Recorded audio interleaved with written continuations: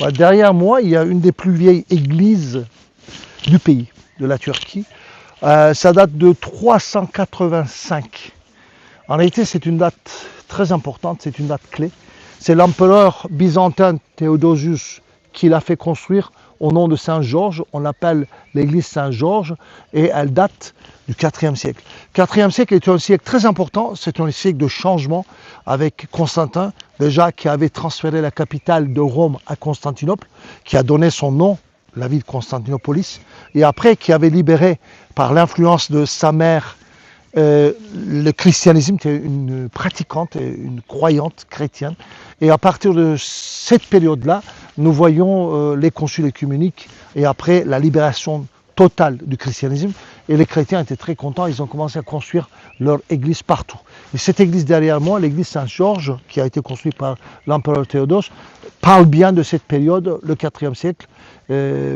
Et cette église qui est dans cette vallée en Cappadoce, nous sommes toujours à côté de la vallée d'Ihlara, dans le village de Güzelyurt, ça s'appelle comme ça ce village. De toute façon, ce village est très très riche en vestiges. Vous avez des églises rupestres partout, des monastères, des forteresses, absolument à voir. Et surtout cette église qui a été transformée en mosquée plus tard.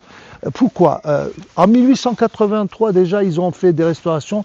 On voit les restaurations à la partie supérieure qui a été rajoutée à cette période-là. Et les sous-bassements sont toujours du IVe siècle. Et après, ils ont rajouté un minaret, mais le minaret date du XXe siècle.